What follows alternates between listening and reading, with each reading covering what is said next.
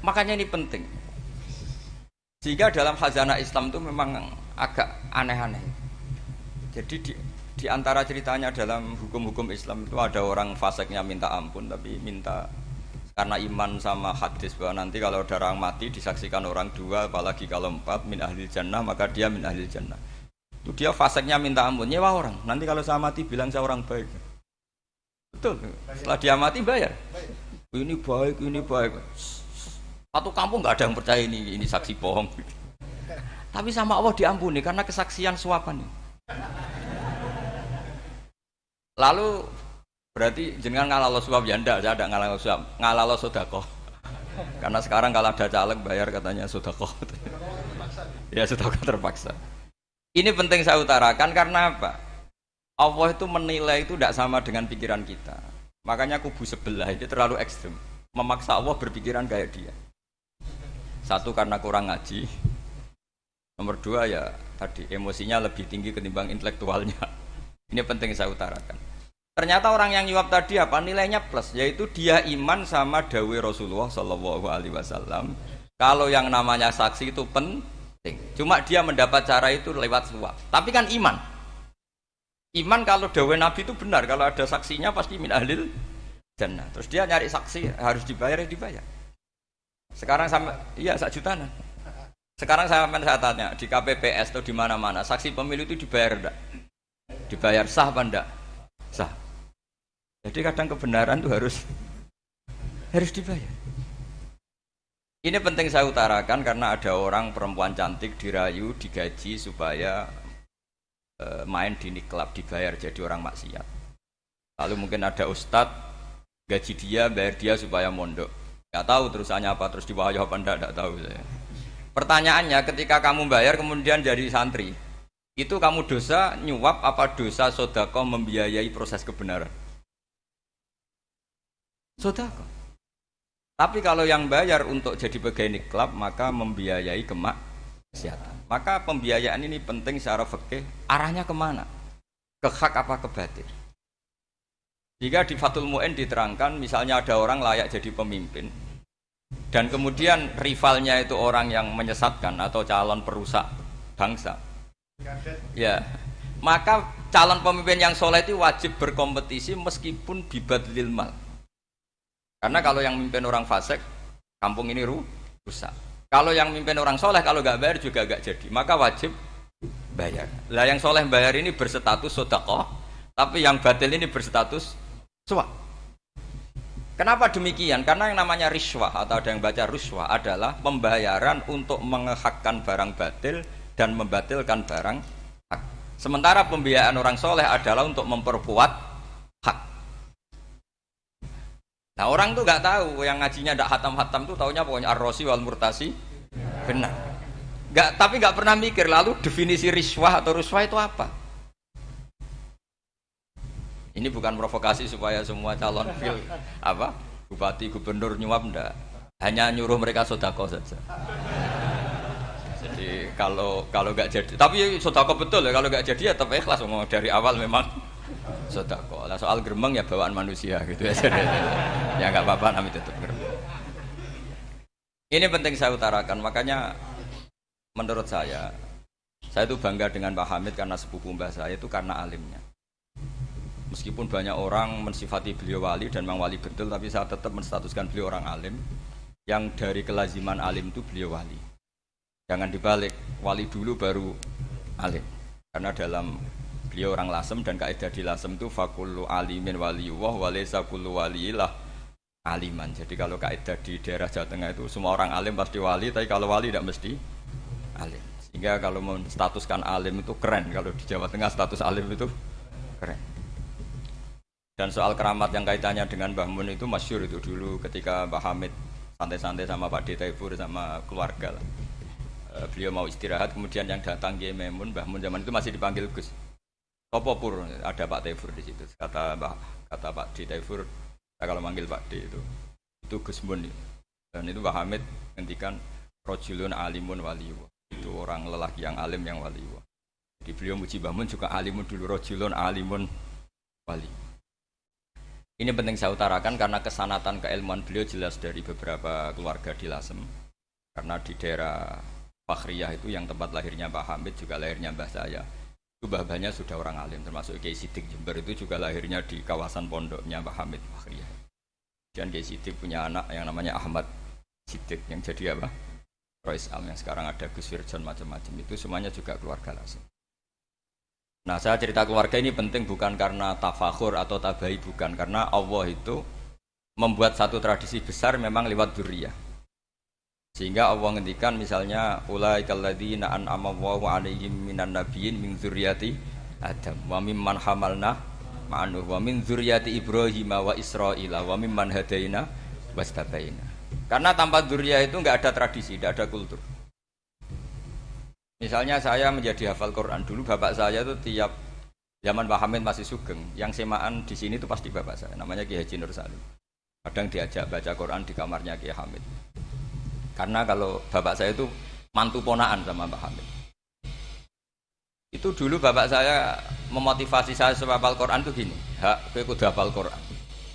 Nak kowe hafal Quran, iku kepaten obor. Engko anak merapal luwe duwe alasan. Jadi kalau ada Gus tidak alim itu mesti salah bapaknya.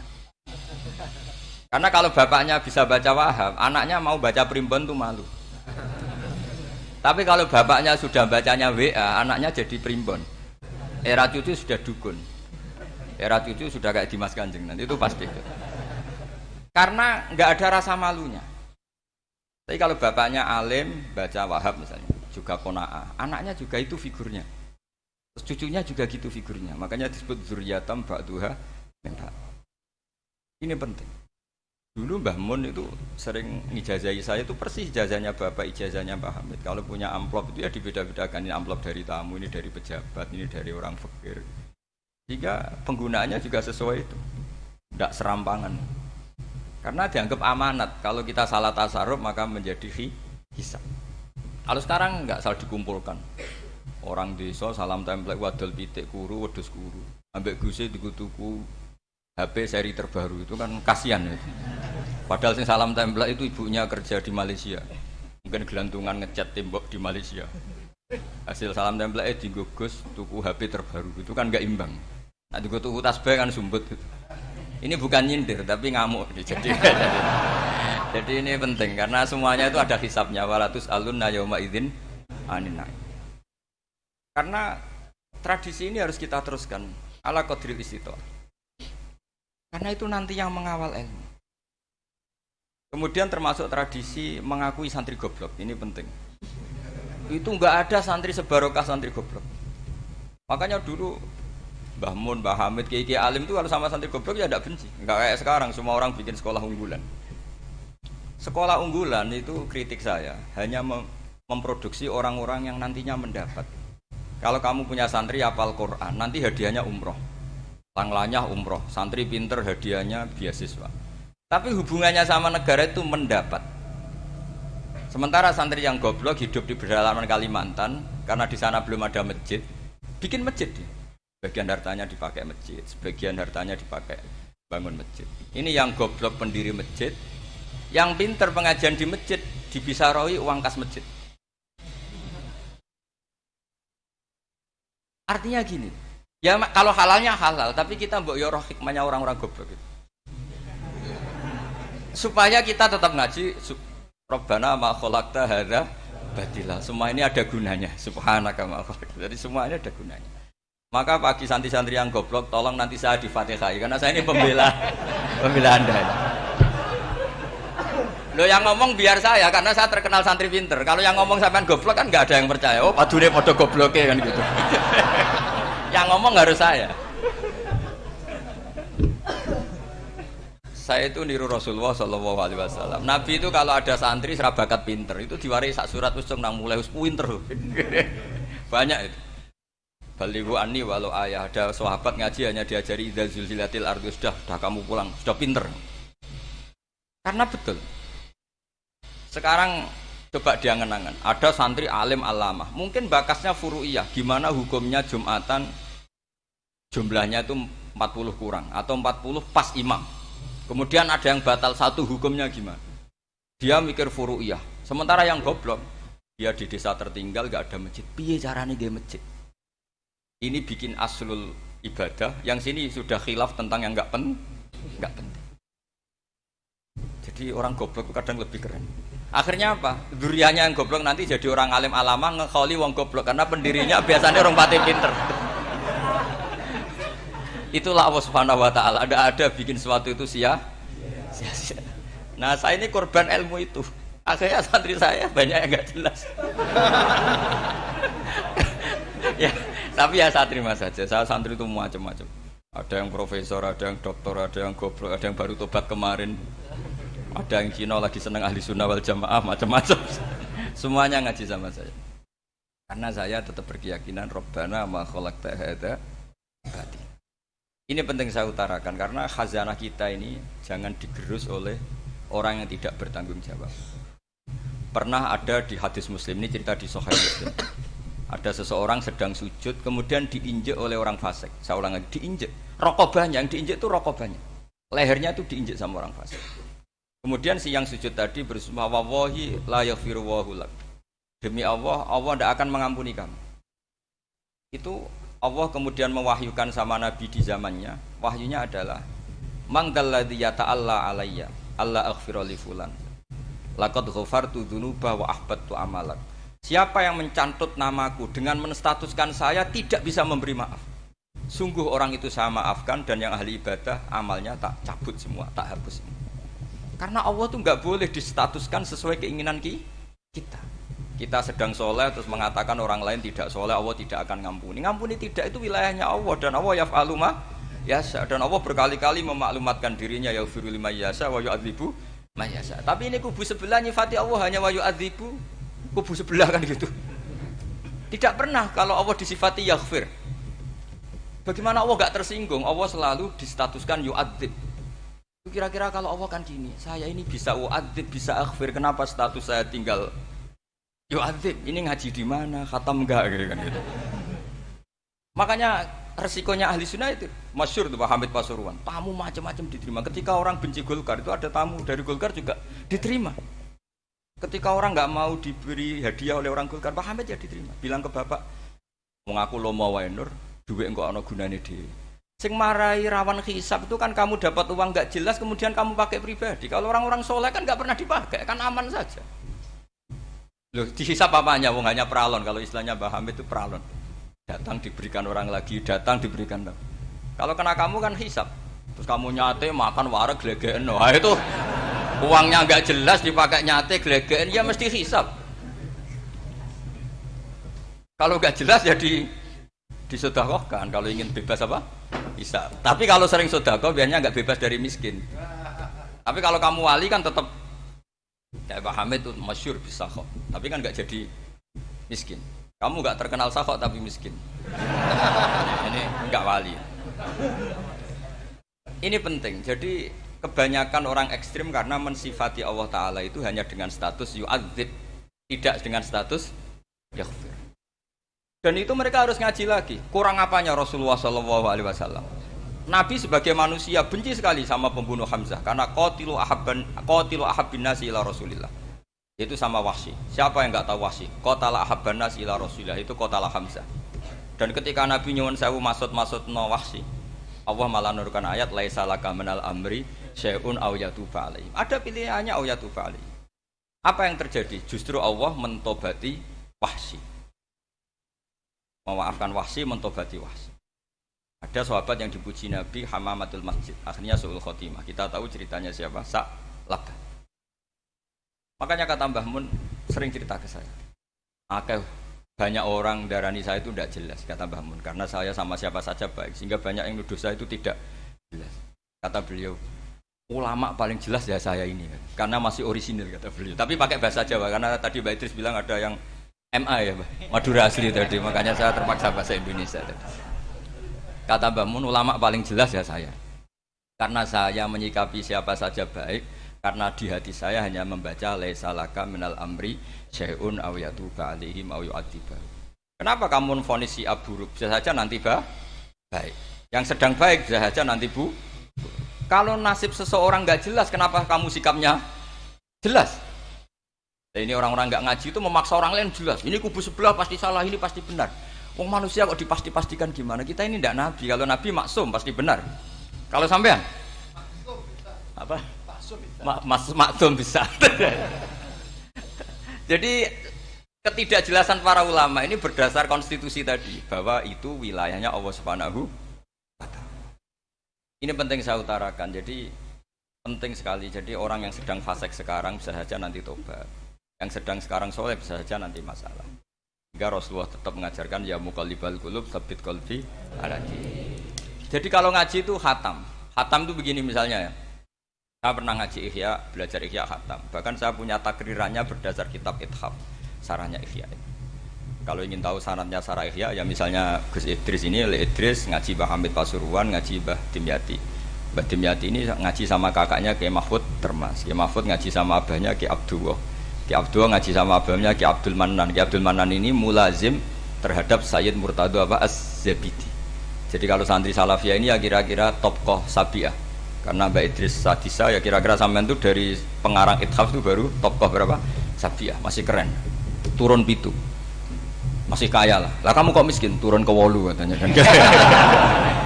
Jadi nanti kalau masih keren. Itu sampean ngaji kitab kalau khatam. Saya ulang lagi kalau khatam. Itu memang ada bab-bab di mana ulama itu harus tegas, harus tafriq bainal haqqi wa bainal batil. Oke, itu bagus. Mana yang hak, mana yang batil kita bedakan. Di bab itu bagus. Tapi kalau nanti kamu ngaji bab tawadhu, lihat di Bidayatul Hidayah atau di semua kitab tasawuf, bab tawadhu itu, kalau melihat kamu orang kafir, kamu melihat orang apa? Kafir. Ini aso ma'akufri, ini maksiat wajar dia kafir. Saya ini muslim kok maksiat. Fadam bi akbah, maka dosa saya lebih buruk. Melihat orang tua, mesti ada aksaru ibadatan. Ini lebih tua, mesti ibadahnya lebih banyak. Nanti kalau melihat anak kecil, ada azharu minni sinnan, pasti maksiatnya banyak saya. Jika terus evaluasi gitu sehingga nggak pernah takabur. Misalnya di sini, saya ini kan gayanya keren, duduk di atas sampai di bawah. Gayanya tok, hakikatnya sampai lebih sombong karena memerintahkan saya. Jadi panitianya itu, makanya saya merasa tawadhu saja meskipun berdiri. Karena hakikat saya ini makmur, diperintah. Panitia ini, penyelenggara ini amir, pemerintah. Kira-kira sombong mana? Itu sekali saya tidak memaafkan finnar itu.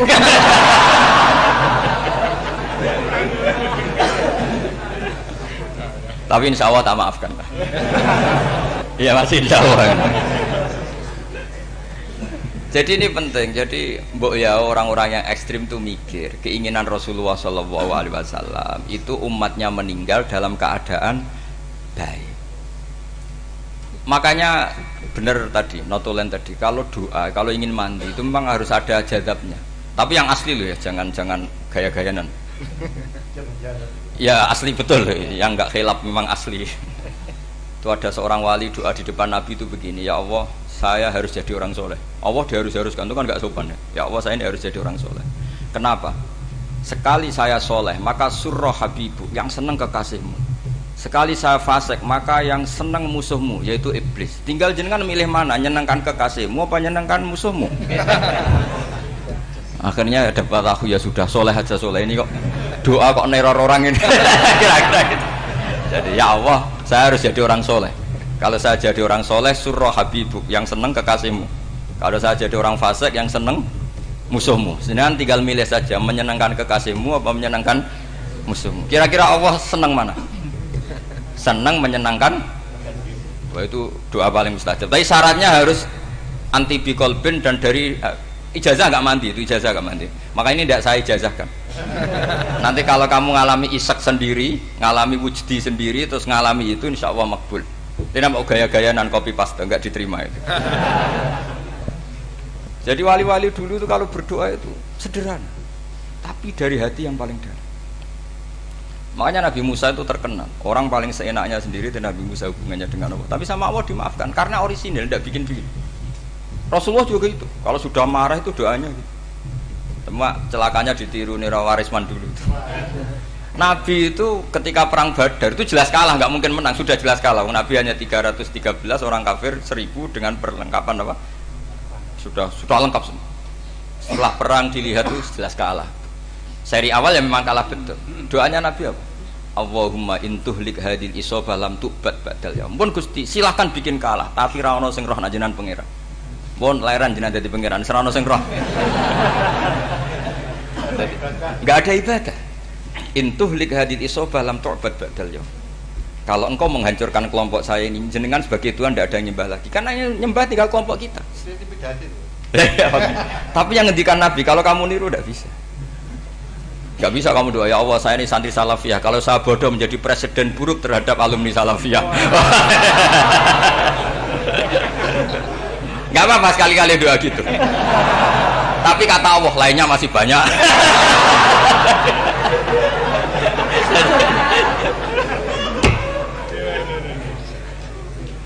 Tapi itu syaratnya tadi harus ada al-wujdi wasima. Jadi makanya Imam Ghazali punya kitab al-wujdi wasima.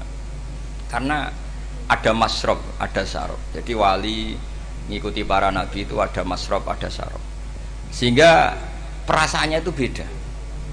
Saya punya sekian contoh. Makanya tadi saya bilang di sini yang cerita nanti tak baca Arabnya ya tabarruk dengan jamil apa kalim. Jadi Nabi menyontohkan gini ya. Hubungannya Nabi dengan umatnya itu kata Rasulullah ibarat orang punya unta atau sapi yang susah, yang sarodat itu berat. Kalau bahasa sini apa begitu? Yang larat ya Pak? Melayu. Terus orang-orang lain ingin membantu, kubu sebelah ingin bantu, tapi ketika mereka ingin bantu malah unta ini tambah lari karena asing. Semua selain pemiliknya ini kan bagi unta itu asing. Jadi mau dibantu ditangkap tambah lari karena ini orang asing semua. Ngajinya agak jelas, asalnya agak jelas, tapi mau ikut umat Islam ini asing semua. Akhirnya kata Nabi yang punya unta itu tadi datang, kemudian ngambil rumput, terus unta itu dipanggil, kemudian unta itu ngikuti. Kata Nabi, ibarat saya seperti itu. Kalau saya yang memimpin Islam, saya yang merawat umat saya, maka umat akan mudallalah, akan nurut. Tapi kalau yang rumat kalian, malah Islam menjadi kacau. Kenapa menjadi kacau? Karena tadi nyifati Allah saja salah. Orang Islam baik dihukumi kafir hanya karena tahlilan, hanya karena manakiban dihukumi kafir. Sekarang inginnya Nabi orang menjadi muslim apa kafir? Inginnya Nabi orang menjadi muslim apa kafir? Muslim. Lalu gara-gara melakukan perilaku tertentu dihukumi kafir. Iya, ziarah wali songo musyrik, nyekel patok musyrik. Katanya minta sama mayit. Padahal saya andekan jadi mayit itu diziarahi sampean enggak seneng.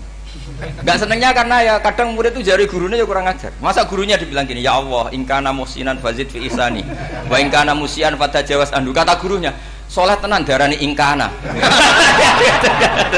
Makanya saya tidak suka zaman ziarah ke saya. Kecuali doanya ditasihkan dulu ke saya. Makanya nggak boleh ziarah itu pada Nabi, bisa murtad kan? Coba itu baca di depan Nabi, murtad gak? Ya Allah kali ini baik maka gini, kalau buruk. Masa Nabi baiknya ingkana? Lah orang-orang yang menyerang kita kan itu gak ada zaman sahabat doa seperti itu. Ya mesti gak ada, mana mungkin sahabat baca itu di depan Nabi. Masa Nabi didoain ya Allah kalau dia baik maka fazid, maka kalau dia buruk ya gak mungkin. Lah mereka nyerang kita itu gak ada dalam sejarah sahabat. Ya sahabat kok nahlili Nabi itu gak nabi. Mau didoain maghfir lahu. Kan ngenyek Kanjeng Nabi jadi ngono maghfir lahu. Ya mesti saja sahabat gak akan tahlilan yang kabudut itu Rasulullah, bahkan diistilahkan kabudut saja salah, intaqala ila rafiqil ala. Nah kalau sampai harus ditahlili, kalau enggak yang rokok betul. Amalnya pas-pasan, dosanya berkelanjutan. Kondak gimana? Punya tanah warisan yang hasil ngerebut milik orang lain, kamu sudah mati, dipakai anak cucumu, ini berkelanjutan enggak dosanya? Berkelanjutan, berseri-seri. Mereka kalau nyerang kita kan sahabat tidak melakukan itu untuk Nabi, ya nggak mungkin lah sahabat mendoakan itu pada Nabi, kan nggak mungkin.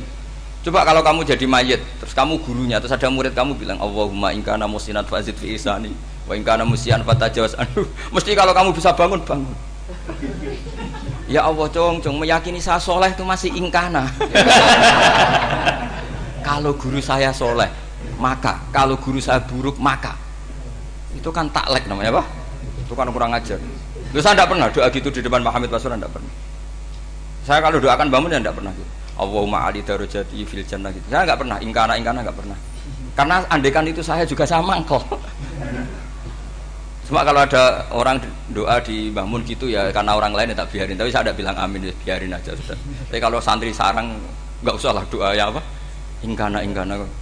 Masa meyakini solehnya gurunya kok nunggu apa? Ini bukan ijazah, ini marah ini. Jadi pelurusan ini. Saya ulang lagi, ngaji itu harus khatam. Pentingnya khatam tadi, kalau di bab tafriq bainal haqqi wa bainal batin, akan kubu sebelah ini benar karena tegas. Tapi kitab itu tidak hanya bab itu, juga ada bab tawadhu. Di bab tawadhu itu, misalnya kita melihat orang kafir, ini wajar maksiat kan dia kafir. Masa saya mukmin maksiat? Dan ini kafir bisa saja nanti husnul khotimah, saya muslim bisa saja su'ul khotimah. Jika tetap tawadhu, melihat yang lebih sepuh ini aksaru ibadatan minni, melihat yang kecil asghar berarti aqallu maksiatan minni, sehingga melihatnya itu tawadhu. Jadi kalau di bab tawadhu semuanya orang itu mungkin. Nah di sini Rasulullah SAW mengajarkan, ketika malaikat Jabal bilang, Muhammad, orang yang mendustakan kamu saya tungkepi gunung biar mati semua. Kata Rasulullah, saya berharap keluar dari tubuh mereka min aslabihim, dari keturunan mereka orang-orang sing mukmin. Sudah karuan kafir saja Nabi tidak berhenti berharap. Jangan-jangan nanti keturunannya mukmin, dan itu betul. Kita tahu Abu Lahab punya anak Darrah itu mukminah. Abu Jahal punya anak Ikrimah juga mukmin. Dulu Walid bin Mughirah musuh besarnya Rasulullah punya anak Khalid bin Walid. Sekarang orang-orang yang abangan nggak hafal Quran, kadang anaknya hafal Quran. Lewat program PTPG, kadang yang hafal Quran malah anaknya tidak hafal. Makanya kalau pas wisuda sampai bingung, gurunya itu sampai nangis. Kenapa nangis? Ini anaknya orang nggak hafal Quran tak wisuda hafal, saya gurunya tidak hafal kata. Lah kenapa bisa jadi hafid? Karena guru sewaan kata. Itu banyak sekali. Ini penting saya utarakan supaya ekstremitas itu berkurang. Logika-logika yang dibangun ulama itu ngikuti riwayat. Agama itu ngikuti riwayat, bukan sekedar akal. Saya punya contoh ketika kitab Ihya menutup kitabnya, yaitu Imam Ghazali. Itu ada dua orang. Ini di akhir kitab Rojak dan dipakai nutup kitab Ihya sebagai rojaknya Imam Ghazali. Ada dua orang min ahli nar dipanggil sama Allah. Ini sekaligus ijazah. Kali ini ijazah betul. Yang dipanggil ke surga itu masih muqayyad dan biangkalil jahim, masih muqayyad, masih dibelenggu sama atribut neraka. Terus sama Allah ditanya, piye jong kabarin rokok? Wah syarra makanan Gusti mun rokok jenengan takokno sekarang ra enak jen. Terus kata Allah, ya sudah kamu kembali ke sana karena kamu memang orang fasik. Itu lari, semangat mau ke neraka. Ini ijazah. Semangat disuruh kembali ke neraka itu semangat lari. Allah tanya, "Loh, Jong, kenapa kamu semangat?" Ya Allah, saya ini sudah kapok. Dulu ketika di dunia kamu perintah, engkau perintah, saya tidak semangat. Maka kali ini jenengan perintah saya semangat. Karena saya sudah kapok. Setiap engkau perintah saya ada lari semangat ke neraka. Nah barokahnya semangat masuk neraka ini, kata Allah, ya sudah kamu di surga saja. Maka ijazah nanti kalau ada pengumuman silahkan masuk neraka, kamu harus lari sekencang-kencang. Karena itu perintah Allah apa? Yang ketika kita di dunia kalau diperintah males-malesan. Kalau kamu diperintah sholat subuh jamaah kan males-malesan. Dan itu menjadi kita masuk neraka. Sebagai kafarah itu ya Allah, karena ini perintah engkau, saya tidak males-malesan lagi. Wis ngebalikin rokok, lari semangat. Allah akhirnya haru, dimaafkan. Panggil lagi, sudah di surga saja. Barokahnya semangat masuk neraka. Nah ini ijazah ini. Ya diterima ya. Kok enggak semangat kan kau kembalikan lagi ke neraka, ya sudah di surga saja. Barokahnya husnudzon. Jadi ini ijazah, kamu milih dua itu, milih yang mana terserah. Artinya apa? Logika kamu itu tidak mesti masuk apa yang dilakukan oleh Allah Subhanahu wa Ta'ala. Itu logika kamu kan tidak masuk, tapi Allah yaf'alu ma yasha. Ini penting saya utarakan. Nah tapi orang-orang ekstrim itu maunya nyifati Allah dengan status yu'adzib, yantakim, jabbar, kohar. Sifatnya Allah Ta'ala itu 99. Kenapa apa kamu hanya satu? Jadi tetap saja menghadapi fenomena seperti ini tetap laisa laka minal amri syai'un aw yatuba alaihim aw yu'adzib. Sehingga setahu saya Mbah Mun, Mbah Hamid Pasuruan, guru-guru kita, habaib yang alim-alim itu melihat tamu macam-macam ya dilayani semua. Karena ini ngadepi fenomena sosial yang semuanya tidak jelas. Kalau nggak jelas apa? Ya kita bisanya berharap karena afdolul ibadah itu intidharul farad. Kalau belum Islam sekarang kita harapkan nanti. Kalau bapaknya enggak kita harapkan anaknya. Kalau anaknya belum kita harapkan cucunya. Karena agama ini limangka nayarjuwo hawal yaumal akhir. Agama ini bagi yang terus berpengharapan, bukan bagi yang putus asa. Ini yang penting saya utarakan. Jadi apalagi Allah sudah punya rencana tadi, yang goblok-goblok di pedalaman Dayak bikin masjid, yang pinter-pinter ramen lomba untuk sangu, untuk umroh. Kira-kira memberi sama mendapat pahalanya keren mana? Memberi. Tapi tidak usah jadi goblok. Goblok tidak usah direncanakan, sudah terjadi. Jadi makanya saya bela karena sudah terjadi gitu. Tapi tidak usah direncanakan. Nanti terus wah goblok aja cara Gus Bak gak apa-apa ndak. Sudah kadung ini cuma kita itu iman ya.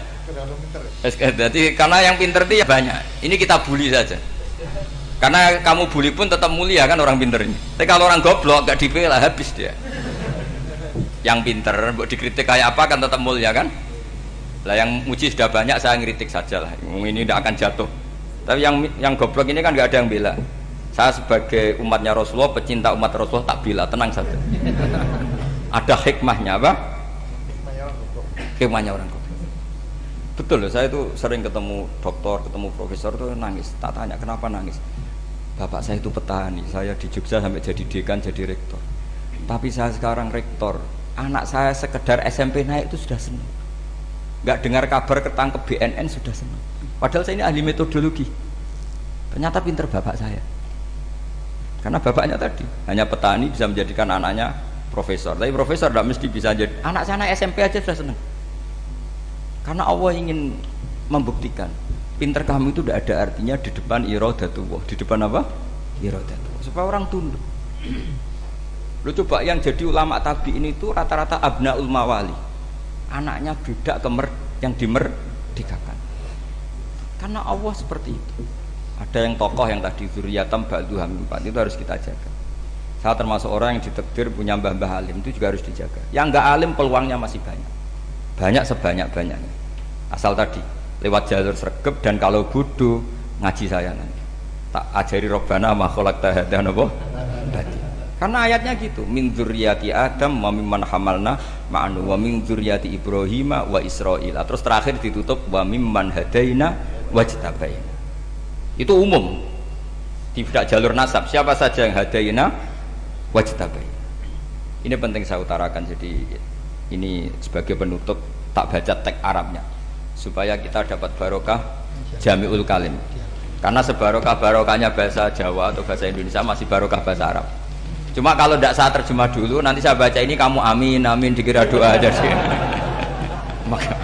Makanya ini diterangkan dulu, biar gak korban apa? Diamini. Karena saya ini pernah Jumatan di satu kampung, imamnya itu sepuh. Imamnya sepuh, khutbah itu gak selesai-selesai karena dia gak bisa menyelesaikan sesuai teks di bukunya itu. Yang belakang mantel terus amin, amin. Akhirnya Pak Khotib ngadeg lagi, cungkurung doa, cungkurung.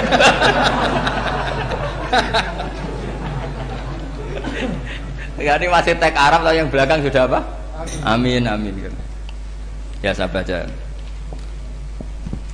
Ini disimak. Bismillahirrahmanirrahim. Wa ruwiya anna a'rabiyan ja'ahu yatlubu minhu syai'an fa'atahu. Tsumma qala ahsantu ilaika. Dikasih sesuatu ya tadi saya contohkan misalnya dikasih hanya 10.000. Qala al-a'rabiyyu la wala ajmalta. Kamu ya belum berbuat baik. Fa ghadibal muslimun wa qamu ilaihi. Orang-orang Islam marah besar karena Nabi dikomentari la ajmalta, kamu tidak orang baik. Fa asyara ilaihim an kuffu. Kata Nabi, jangan kamu pukulin. Kalau di Madura sudah tuntas tuh kena celurit itu kalau. Sumakomak kalau di MA tadi ya, di Madura asli tadi ya. Sudah tuntas. Sumakoma wa dakhala manzilahu. Setelah itu terus arsala ilahi sallallahu alaihi wasallam wa zadahu syai'an.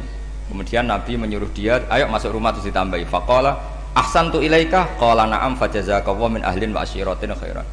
Setelah ditambah banyak sama Nabi, saya sudah baik sama kamu. Wah, baik kalau sekarang baik. Itu mengatakan baik karena ditambah uang. Bukan karena dari nuraninya, karena ditambah uang, ditambah duit. Amplopane ditambahin. Faqala lahu Nabi sallallahu alaihi wasallam, "Innaka qulta ma qulta wa fi nafsi ashabi min dzalika syai'un.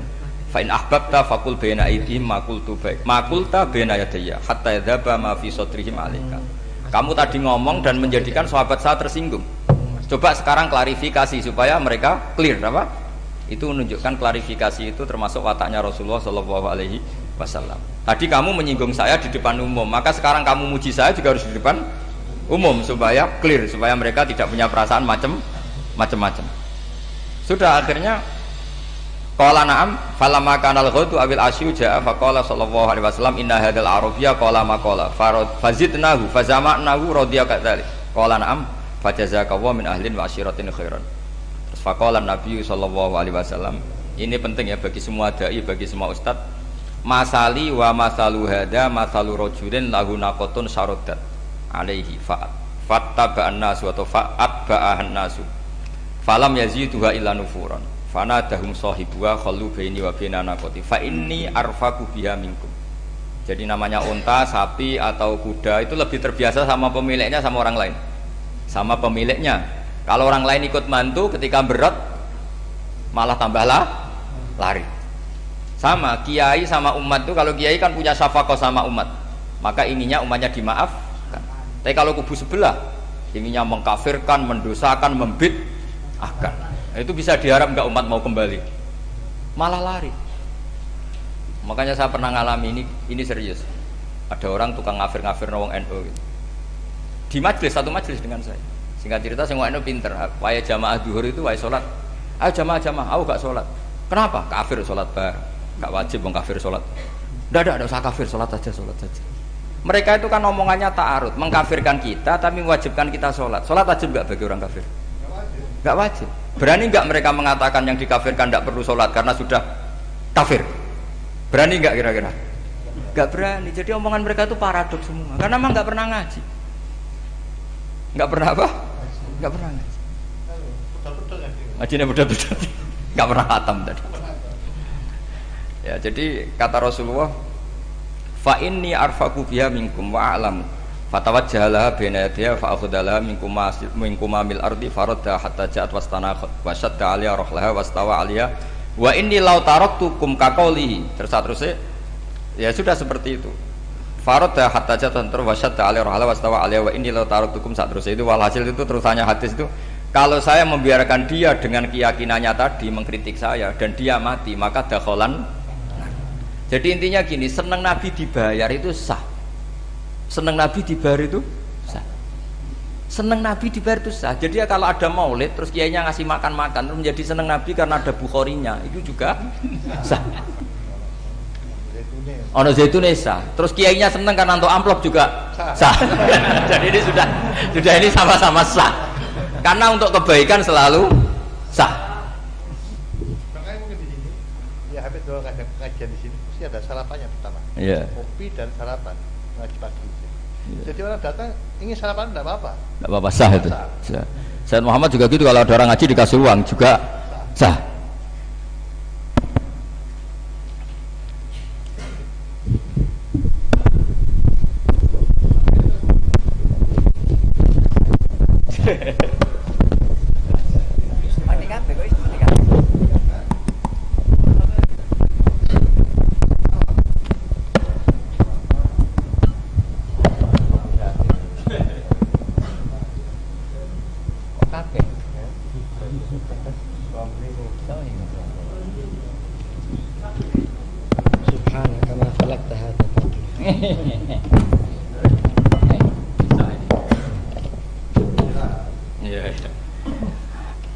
Ya, jadi ini jelas ya, jadi riwayat ini jelas. Kemudian riwayat yang ada di kitab Bukhari ketika Rasulullah didustakan, dibuli. Ini wa ana mahmum ala wajhi falam astafiq illa wa ana biqarni sa'alib, yang di bawah garis itu ada yang di Bukhari. Farafatu rasi fa idzan ana bi sahabatin qad adallatni fa nadartu fa idzan fiha jibril fa nadani faqal inna wa qad sami'a qala qaumika laka wa maraddu 'alaika wa qad basa ilaika malakal jibal litamurahu bima syi'ta fihim. Fanadani malakul jibal fasallama alayhi tsumma qala ya Muhammad faqala dzalik bima syi'ta in syi'ta an udbika alim al-akhsaban faqala Nabi sallallahu alaihi wasallam bal arju ayyukhrijawahu min aslabihim may ya'budu wa wahdah la yusyrik. Kiai mina orang kafir itu jangan melihat kiai kok kancanan wong kafir. Yang benar itu kiai yang penuh harapan, sehingga sama orang kafir saja berharap. Tapi sekarang enggak, kiai kancanan wong kafir, kiai kok kancanan wong fasik. Logikanya dibalik. Kiai nelateni wong kafir nak menawa anak turune masuk Islam. Kiai nelateni wong fasik nak menawa dadi soleh. Logikanya harus seperti itu. Nah soal perang itu beda. Perang kan mereka sudah menstatuskan diri ingin bunuh kita. Tentu kita harus berani untuk mempertahankan diri. Tapi kalau kondisi normal tidak bisa seperti itu. Ini kan kondisi normal. Itu Rasulullah. Ya nggak boleh. Karena tadi. Bahkan kalau saya pernah ngaji ini di Sidogiri pernah cerita Rasulullah jajar Nabi Nuh. Ada seorang wali, pasnya Abu Hasan Asyadili. Siapa Abu Hasan apa? Asyadili. Mimpi ketemu Rasulullah jajar Nabi Nuh. Kemudian Nabi Nuh itu digojlok sama Rasulullah. Kamu pernah maksudkan kaum kamu, bisa saja fi aslabihim atau fi zuhurihim ada nasamatan sing tu'minu billah. Sekarang misalnya begini ya, ini orang kafir. Di sini itu ada gen yang ribuan ila yaumil qiyamah. Bisa saja gen-gen yang sekarang masih di zuhurihim, karena kalau apa gen di lelaki diistilahkan fi zuhurihim, ini saja nasamatan tu'min. Nasama yang nanti mukmin. Kalau dia mati kan berarti kamu membunuh calon orang mukmin berikut. Tapi ya sama. Tapi kalau kamu bilang dibiarkan, bisa saja ini ada nasamah sing calon kafir. Berarti kamu membiarkan kekafiran. Nah di sini hebatnya Allah. Allah bikin Nabi Nuh mewakili istihad potensi kekafiran berlanjut, sehingga beliau bilang wala yalidu illa fajiran kafaro. Paham ya kan? Rabbila tadzar alal ardi minal kafirina dayara innaka intadzarhum yudillu ibadaka wala yalidu illa fajiran kafaro. Logika itu terwakili oleh Nabi Nuh.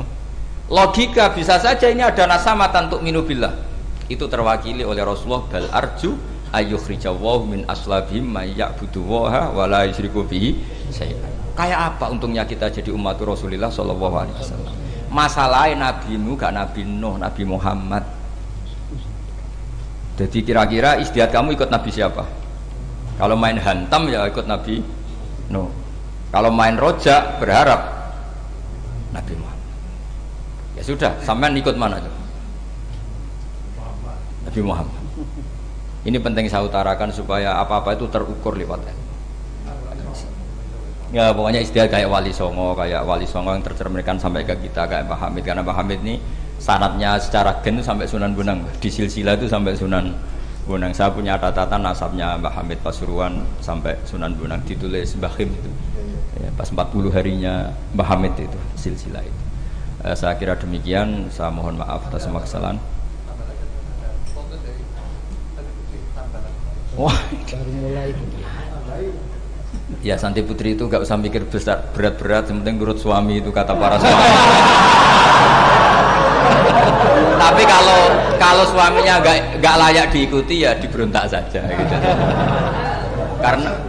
Karena gak ada sesuatu yang luar biasa kayak perempuan. Itu kata Sayyidina Umar, pernah dia mau jalan ya, dicegat sama Khawlah itu bintu Salaf. Itu sampai 3 jam. Padahal Umar sudah Amirul Mukminin. Sudah siapa? Amirul Mukminin. Tapi ketika ditanya, kenapa engkau berhenti karena orang tua ini? Kamu tahu orang tua ini siapa? Ini ketika protes itu didengar langit sabtuju. Yaitu yang di ayat qad sami Allahu qaulal lati tujadiluka fi zawjiha wa tastaqi ila Allah. Jadi sing protes wong wedok ora trimo bojone, Kanjeng Nabi diprotes. Ya singkat cerita, Khawlah itu cantik. Memang contohnya harus cantik. Kalau jelek nggak bisa. Khawlah itu cantik sekali. Walhasil dia mungkin khed atau apa, lama mungkin khed. Terus suaminya datang. Aus bin Somit ini datang. Melihat istrinya pas sujud. Di semua teks riwayat fa'ajabatu ajizatuha. Makanya gambarannya harus cantik. Enggak usah diterjemah ya. Fa'ajabatu ajizatuha. Singkat cerita Aus itu minta dilayani saat itu juga. Si Khawlah nggak mau karena sedang ibadah. Bongkok sih mas kok dalu. Enggak kok sekarang. Saking mangkelnya karena agak kesampaian. Ya orang lanang kan gitu, mesti kotor kalau nggak kesampaian. Terus Zuhara min dia melakukan dihar. Anti aliyah ka dhuhri ummi. Dulu dihar dalam hukum jahiliyah adalah tolak. Setelah ditihar, Aus getulnya bukan main karena Khawlah ini cantik. Makanya contohnya cantik, karena kalau nggak cantik nggak getun gitu. Terus kalau nggak cantik juga suaminya nggak kesusu gitu. Sudah tahu semua pokoknya gitu punya. Singkat cerita akhirnya suaminya datang ke Rasulullah. Ya Rasulullah, saya ini sangat mencintai istri saya, tapi tadi saya keterucut dihar dia. Lalu solusinya gimana? Ini karena tambahnya khas perempuan, kata Mbak Idris, ya sudah tak turut, ini khas perempuan. Kemenangan partai apa? Perempuan. Tapi tidak PSI, ini kemenangan partai perempuan. Kata Rasulullah, sementara hukumnya begitu. Kalau dihar itu biman zilatit tolak. Ya sudah, kamu nggak bisa kumpul lagi sama dia.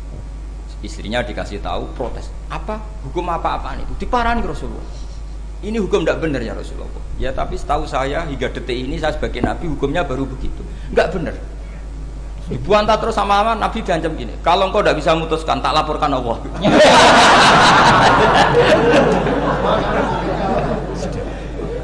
Akhirnya ini pulang betul, pulang sujud, sholat, lapor sama Allah. Dan ketika lapor sama Allah, ya Allah ini tidak fair. Lapornya tuh jorok sekali. Qad nasartu lahu batni, akala syababi wa nasartu lahu batni. Akala syababi, muda saya sudah dihabiskan sama suami saya. Wa nasartu lahu batni, tidak usah diterjemah. Tapi ketika saya sudah tidak muda, sekarang saya mau diceraikan lewat apa? Dia. Terus wa innali auladan, saya ini punya anak banyak. Indomam tuhum ilayya jauh. Kalau saya rawat pasti mereka kelaparan. Karena saya miskin, saya seorang perempuan. Tapi wa indomam tuhum ilaihi do'u. Nak tak elokno bapak mesti ditinggal wayang. Wah kira-kira gitu. Wayang gerutu sendiri. Akhirnya Allah jawab bahwa dihar itu tidak tolak. Lah, akhirnya Nabi manggil dia, panggil perempuan tadi. Padahal Nabi gak dengar, itu di kamarnya sendiri perempuan tadi. Terus qad sami Allahu qala allati tujadiluka fi zawjiha wa tashtaki. Itu semua teks ya tujadilu. Allah mendengar perempuan, lati itu perempuan tujadiluka sing madoni kowe Muhammad. Nek ada dikai dipadoni wedok enteng, Nabi saja dilabrak. Wes musuh perempuan tuh repot. Nabi dilabrak. Sampai jadi surat Mujadilah. Makanya saya kalau baca Mujadilah dan baca Mujadalah, ini kaitannya dengan tasrif. Jadalah yujadilu mujadalatan. Karena sekali nggak bisa tasrif nggak sah jadi mufassir. Ya jadi kalau kafaro ya kafiru ya takfiron. Iya iya. Kira-kira kan gitu. Fa'ala yufa'ilu ya tafilan. Jadalah yujadilu mujadalatan. Jadi kalau mujadalatan itu masdar. Karena ini subjek pelaku mujadilah, jadi boleh mujadalah bisigotil masdar, boleh mujadilah dengan sigot isim fa'il. Karena wanita pembantah Nabi itu didengar oleh Allah. Makanya ayasma'uha Rabbul Izzah min fawqi sab'i samawat walam yasma'aha Umar. Allah saja mendengar dari langit 7, masa Umar gak mau mendengar? Jadi makanya kalau Umar macam-macam orang nyewa khaulah, kamu yang ngomong. Kira-kira dengan Assalamualaikum warahmatullahi wabarakatuh.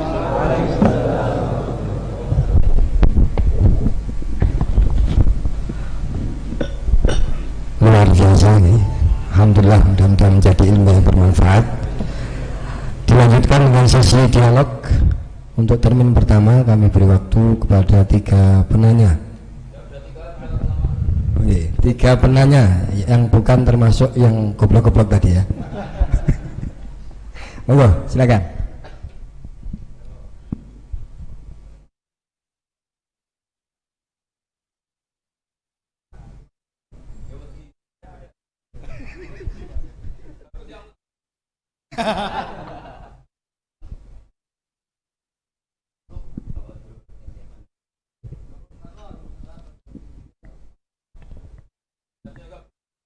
Monggo maju yang hendak bertanya, monggo. Silakan. Ada?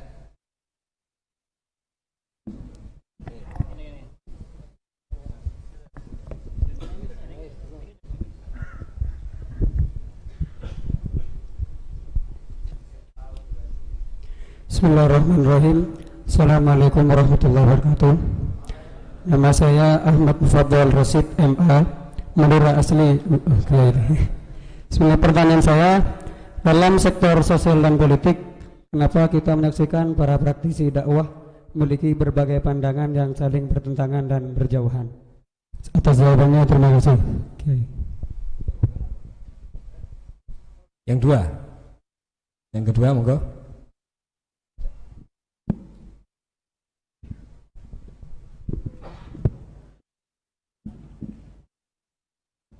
Bismillahirrahmanirrahim. Assalamualaikum warahmatullahi wabarakatuh.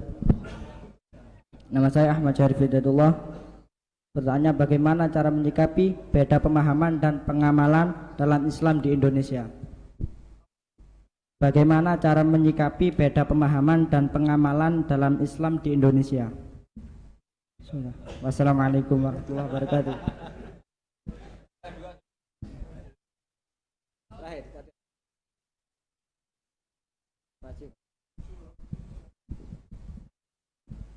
Assalamualaikum warahmatullahi wabarakatuh. Nama saya Syafril.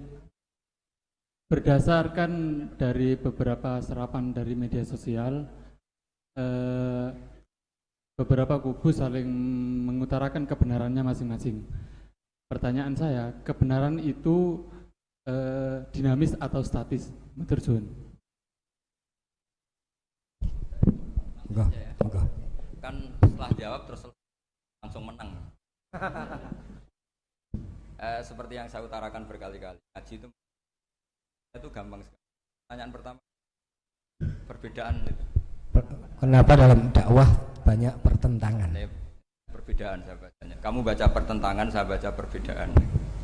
Jadi dalam fiqh dakwah itu kan ada fiqhul ahkam, fiqh dakwah. Sebetulnya itu gampang sekali kalau kita insaf.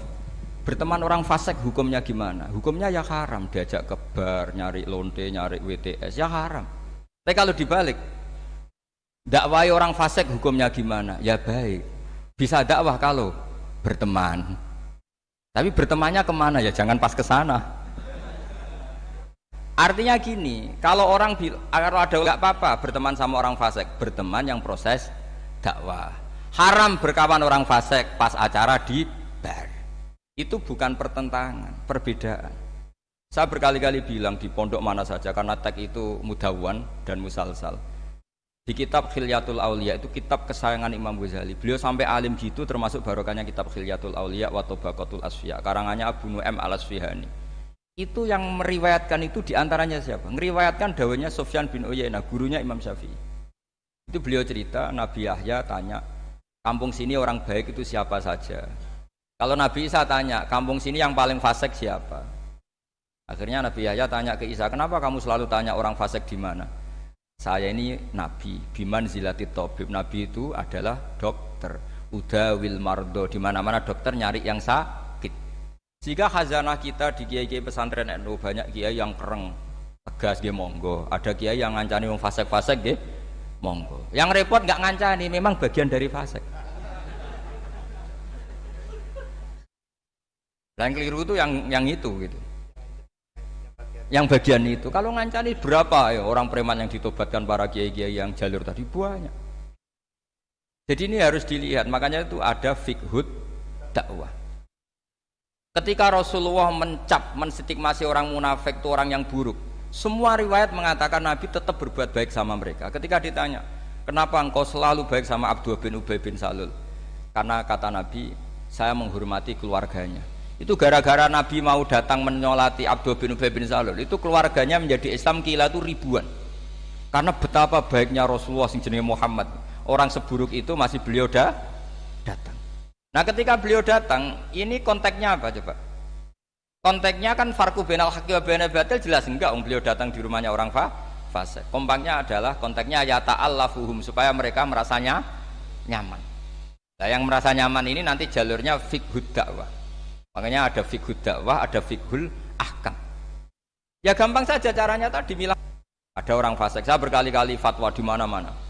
Ada orang mati karena oplosan misalnya. Kiai-kiai itu sebaiknya harus separuh datang, separuh enggak. Kalau semuanya datang nanti dikira matinya kayak matinya wali, karena semua kiai datang. Tapi kalau kiai ini tidak datang, kadang seorang yang mati oplosan itu ibunya mukminah, solihah, kadang ikut jamaah majelis taklim.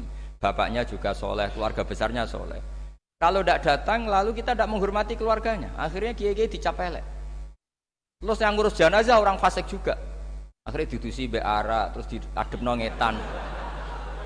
Nah, ketika mereka punya cara sendiri, didusi pakai arak, diadep nongetan, yang disalahkan Allah juga kita. Gara-gara kita tidak datang, nggak terlaksana syariat Islam.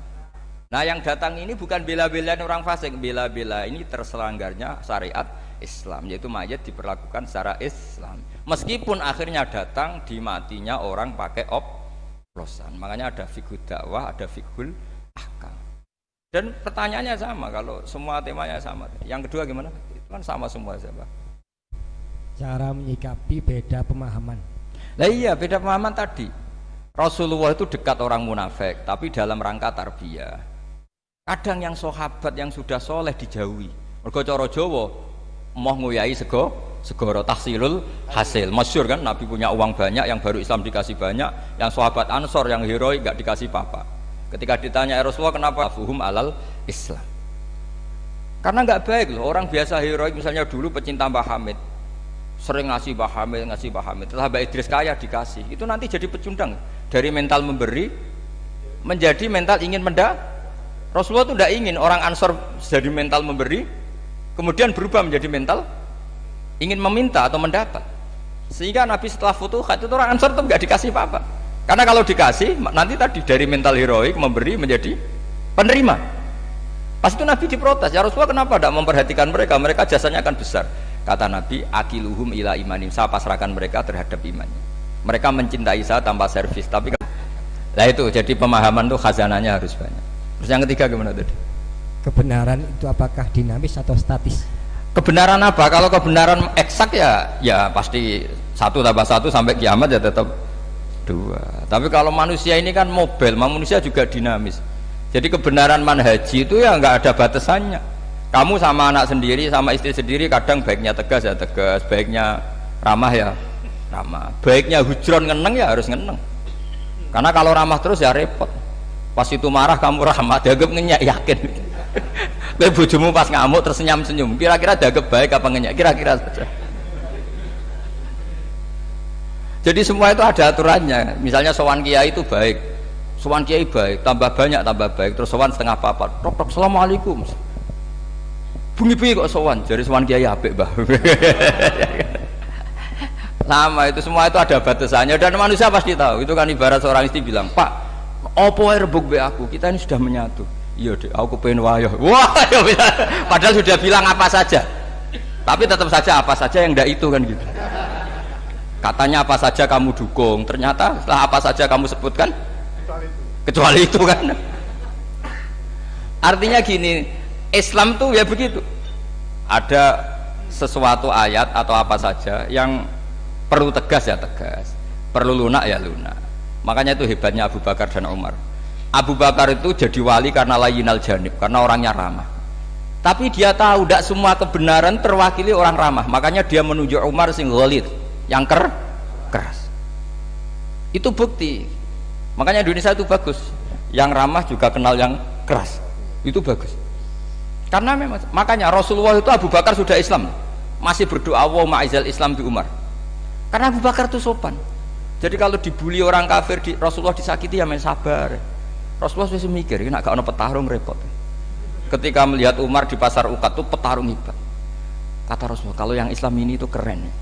Makanya doa wa ma'izal Islam bi Umar. Umar didoakan hanya 2 hari masuk Islam. Masuk Islam langsung marani Nabi. Engkau ini orang yang benar, ngapain sembunyi-sembunyi? Harus tegas. Seorang orang kafir diparani, awas gagu Rasulullah Muhammad, tak bacok kamu, tak bacok kan. Akhirnya Allahumma izal Islam pertama bihadil umaran, akhirnya kesampaian coba Umar yang khotob ya, bukan Amr bin Hisham. Jadi ini penting saya utarakan. Artinya apa? Kebenaran tidak semuanya terwakili orang sing layinal janib. Buktinya lam yaktafi Rasulullah bi islami Abi Bakar, tapi masih ingin dengan Islamnya Umar. Karena tadi ini penting saya utarakan. Jadi cobalah yang legowo secara ilmu. Ya kayak tadi misalnya saya Mbak Idris banyak ulama termasuk jenis orang alim. Tapi kan nggak bisa dakwah di Dayak. Barokahnya orang alim jadi di pusat-pusat Islam kayak di Pasuruan. Coba kalau kita ada alim mungkin di pedalaman Dayak bikin masjid. Jadi yang nggak alim ya barokah karena supaya sama tak ceritani saya punya sanad musalsal ila Rasulillah sallallahu alaihi wasallam. Nanti dimasuk usulnya Rasulullah itu sampai saya figura. Ketika ada hisab itu tidak usah dibayangkan karena Allah tidak terkaifiahkan. Allah, Jibril sama Rasulullah. Singkat cerita yang mau masuk surga kira-kira kiai induan lah. Kiai induan ya kayak Mbah Hamid mungkin ya kayak kiai induan. Pertama yang Nabi usulkan apa? Ai Rabbi ibaduka abaduka fi atrofil ardi. Kiai-kiai di pojok-pojok Dayak itu ya banyak loh Gusti, itu tolong diperhatikan. Sing gak ono namane tadi. Sing gak diparani calon presiden, calon gubernur, sing gak ganggu-ganggu. Itu Nabi matur, ibaduka abaduka fi atrofil ardi. Banyak hamba engkau di pojok-pojok bumi yang nyembah jenengan. Iya, pojok-pojok gunung. Makanya itu termasuk nanti tanggal 10 saya ke Korea karena mereka TKI TKW, tapi di sana bangun masjid di daerah ateis. Di daerah apa? Ateis. Itu uang mereka kerja untuk bangun masjid. Kamu kadang disalami template pakai kas masjid. Ya gak apa-apa kalau halalnya halal, cuma mikir itu maksudnya halal, saya yakin halal karena kiai nanti ya paling gue bangun masjidin, kan mau oper-operan tok. Karena kiainya di pondok, disangoni masjid gue bangun pondok ya mau oper-operan. Yang repot kena kiai medit wis rusak gitu dunia pokoknya. Pokoknya mau medit wis rusak, dunia wis rusak. Kamu tahu alamatnya medit tuh? Qoribun minan nar, itu sudah. Kata Nabi kan wal bakhil qoribun nanar, jadi baidun minallah baidun minal jannah qoribun. Kalau tanya alamatnya medit di mana Gus? Ya qoribun nanar, deket-deket situ. Jadi ini saya kira demikian. Assalamualaikum warahmatullahi wabarakatuh.